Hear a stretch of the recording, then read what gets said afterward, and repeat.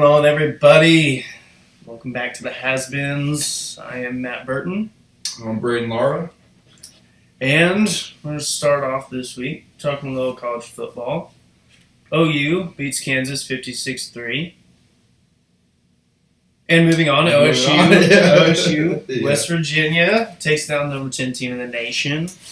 And I didn't watch a whole lot of it. Gonna just be honest with you real quick. Yeah, that's all right. Was it convincing? It was pretty The convincing. score looked convincing. Yeah, for it sure. was. It could have been, should have been more actually. Yeah. But I mean, going into the game, I didn't think they were as good as advertised. I thought they were legit. Like a player in the conference race. Yeah. I just think they hadn't faced a team like us yet. And kind of in a way, we hadn't really faced a team like them. So those Holgerson teams, you never really know what they're going to do on offense because they can just sling it. But they actually had a pretty good run game too, and we have not been great at stopping that recently. But it was kind of slow at first. And to be honest, Jurčić called a pretty good game offensively, which don't get to say that too much. Especially after that Kansas game last weekend, when that fiasco where we won by 24, but sure did not feel like it. So it was a good win. I mean, like I said, top 10 team. It didn't really have that excitement around it because it was another 11 a.m. game, but good win on homecoming. And it's also a good kind of like momentum builder. I think that's four straight in the conference, and you're going to start getting to like the tougher parts of the schedule because now we only have one more home game. So those road games are always harder. So at Kansas State, then home for Tech, and then TCU and OU. So this is the time of year where if you're going to start heating up, this is time to do it. There you go, and that's definitely a good win against the top 10 Yeah, team. and it keeps us in the conference race. I don't think we're going to win, but who knows? It's a toss-up between about 4 or 5 teams right now. It could happen, for sure. Sorry, we're watching a little Monday Night Football. I've got a lot riding on this game tonight. Vikings and the Bears, so I just need the Blair Kick Project, Blair Walsh, to kick some field goals. But moving on,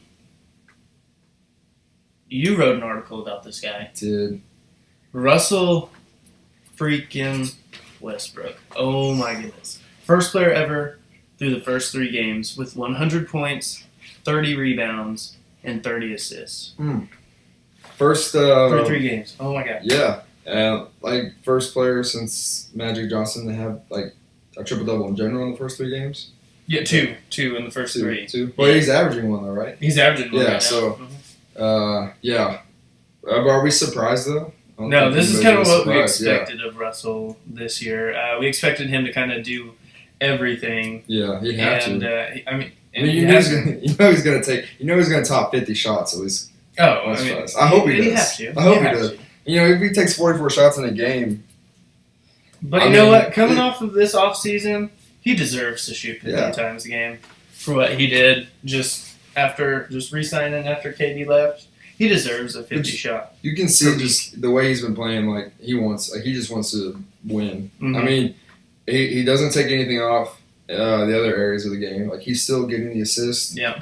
Despite like the first game against the 76ers, there was a little bit of a scare. Well, the first 2 were because the first one was kind of like, well, you have Russell, but then it was just like Steven Adams was the second scoring option. It looked like Yeah. kind of scary.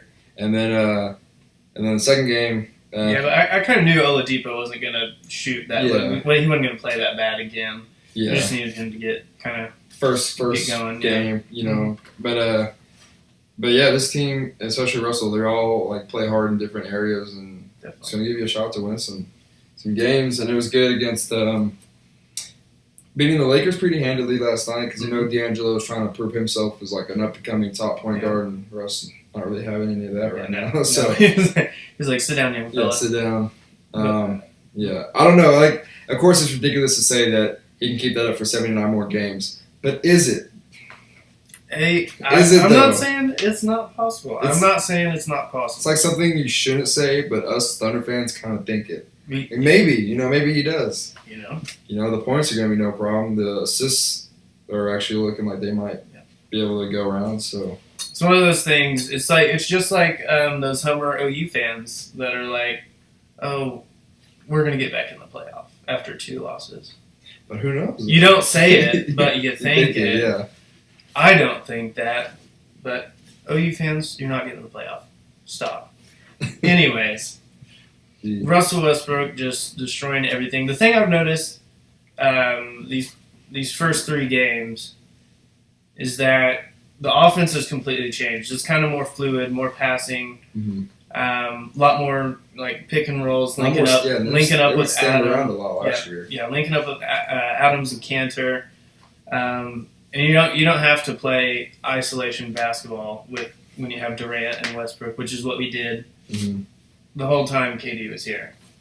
I'm not saying it. I'm like glad that Kevin Durant left. Obviously, I mean it's one of the best 3 players in On the the world. Warriors. On the Warriors, yeah. But no, I'm not saying I'm glad he left, but I'm just saying it looks like, and we're certainly not as good, Mm-hmm. but I think we're moving it a lot better on offense than we did, and I mean, and it's shown. It's shown. I mean, getting everyone else involved. Yeah.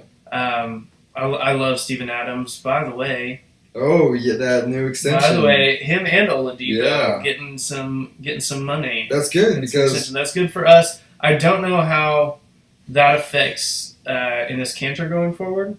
yeah, true. Just money wise, maybe like since we locked them up, maybe we try to move Kanter to make room for a small forward, or perhaps Shooter Blake or something. Ooh. Griffin. See, I was thinking the first thing whenever I saw those the extension news was that's really good because we have Russell for the next like 3 years for that new contract, and then if he resigns, he's like guaranteed the highest contract ever. Yeah. So it's not crazy to think he would stay longer than that. So then if we have Adams and Oladipo for a while, then we can show like free agents like we have the core, like we have these elite players going forward, you know. So like Exactly. it was really important to lock them up. Not only for the fact that those 2 are only going to get better, especially Adams. Like Adams is our age, you know. Yeah. Like he's already kind of a force, but he's going to be even better. And then so it's good to have them like for the next few years from a talent standpoint, but then like the business like side of things with the trades maybe. So yeah. I mean, it pains me to see Enes Kanter go. Possibly, it pains me, but for the sake of maybe having another scorer, another shot at a championship. We got to do what we got to do. Just business.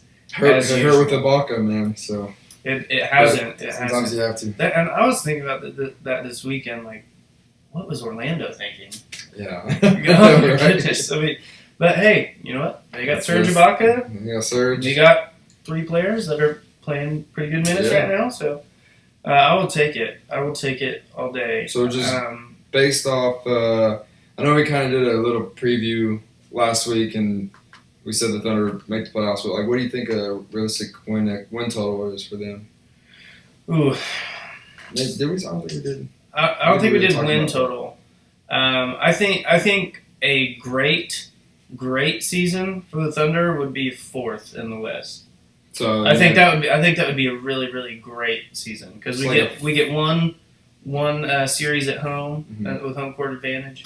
And that's like a 45 to 50 kind of win range. Yeah, and it's somewhere in there. With the West, it's hard to tell. I mean, for real, yeah.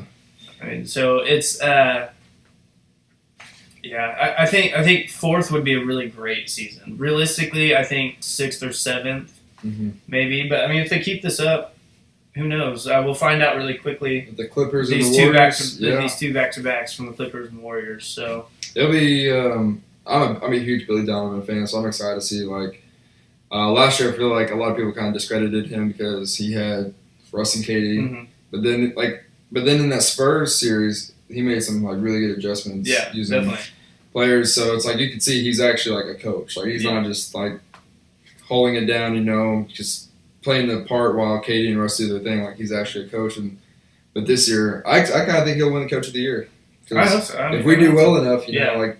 To go from all that turnover, and I mean, you kept Russ, and you can still be, you know, in a good position to make a run. Yeah, why not? I think if we get 4th or 5th, he should deserve definite like consideration for it. Mm-hmm. But it seems like it's going to be the Steve Kerr award from here on out, just because. How many wins is he going to get? Awesome, cool. How Whatever. sweet was the Spurs game though? Oh, it was awesome. Oh, it was awesome. It's great. I mean, I rejoiced.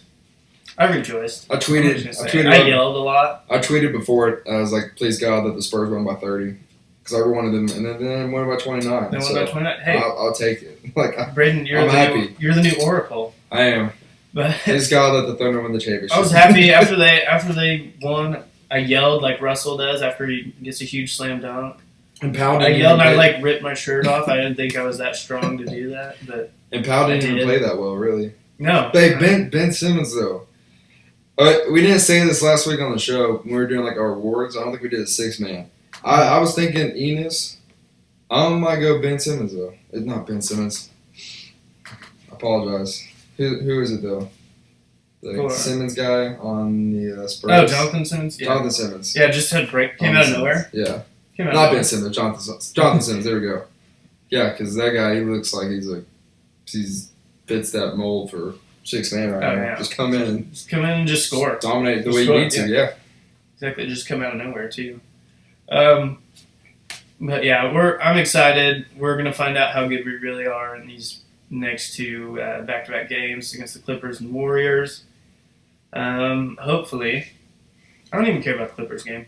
I don't even think the NBA doesn't even care about the Clippers game. Yeah, I'm I just tired wanna of see- hearing about the Clippers all the time. Yeah, seriously. I mean, it's whatever. All right, but moving forward to some more college football. Thursday night game for OU in Ames, Iowa. And tricky things happen weekdays in Iowa. I do. RIP 2011 OSU football. Sorry.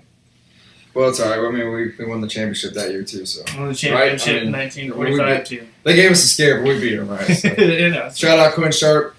Way to make that.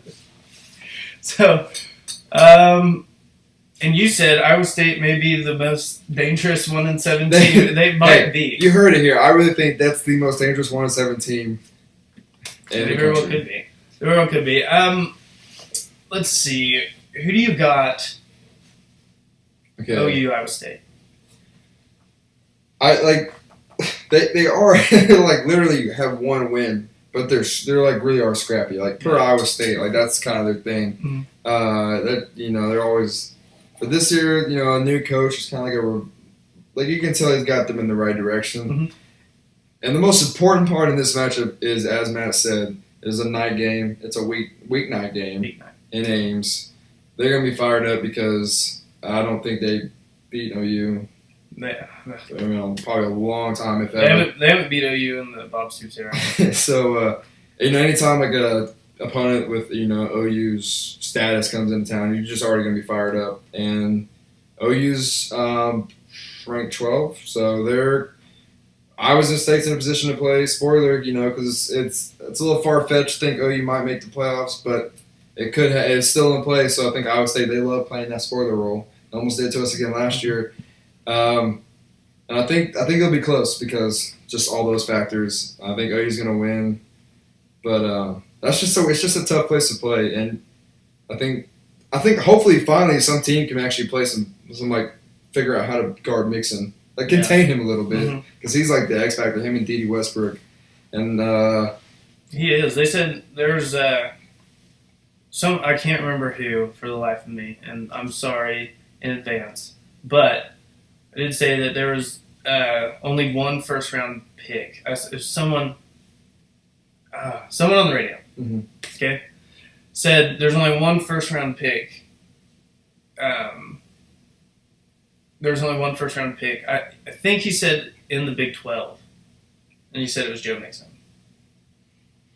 Which is, I mean, fair enough. dude, I mean, he can flat out play, just like from pass Yeah. catching standpoint to running. Obviously, he's like I mean, he's dude like can he's play. like Le'Veon Bell. yeah, He dude, really dude is. can really play. Just flat out play, and he's big too. So he can Big, take on hits. fast. He's agile. I'm saying he's the he's the X factor, and you got to figure out a way to like keep Westbrook from going off while also like having Mixon. Is Piran still hurt though? Piran's probably still gonna be out. Yeah. I would say when I watched them against OSU, they have like decent like concepts, like they just don't really have like some of the athletes, but they kind of have like the. I think the defense they run is good enough to like for OU not to get 60 or 50 points. Right. Let me say that. So I think finally after all that talking, I'm gonna say OU, maybe like a 35. Iowa State 28.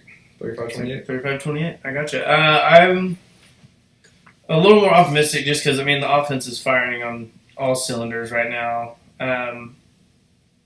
The defense, you can't tell with Kansas. You can't base anything off of that. So I'm going to go 38-24. 38-24 OU. And right. Give us the rundown on the LSU game. So I extended my lead over Matt even more last week. It's just chalking it. You're gonna end up winning this one. Unless I just show up. But on our Major League Lacrosse picks, yeah, I think I got you. Matt plays fantasy Major League Lacrosse, so he's already. I'm an avid Major League Lacrosse. He's killing me in the hockey picks too. Yeah. But you got me in water polo. I do. It's my passion. Shout out Oleg real quick. Shout out Oleg. Gymnast, man. Oleg stole our hearts in the Olympics. So OSU goes to Kansas State. I still believe that will never be an easy matchup, for us at least. You can go up there and give it to them. I think we've lost the last 2 times we've gone up there, but that was because they had pretty good teams. I think this time we're the better team, and it's not an 11 a.m. game. Finally, but it's also not a night game, so it's like they're really, they're always crazy at night. It's a nice 2:30 game, which is what we grew up on, those 2:30 games. But I'll say OSU. I don't know. Kansas State's offensive situation is just like it's terrible. Like that quarterback. Yeah. Those quarterbacks that I don't know who it is anymore, but they're not good. Their defense is good, I think, but I just think we'll win the field position battle and it'll help us out. So I'll say OSU. I'm going kind of big. I'm going to go 45-24. I like it. All right, I'm not going to try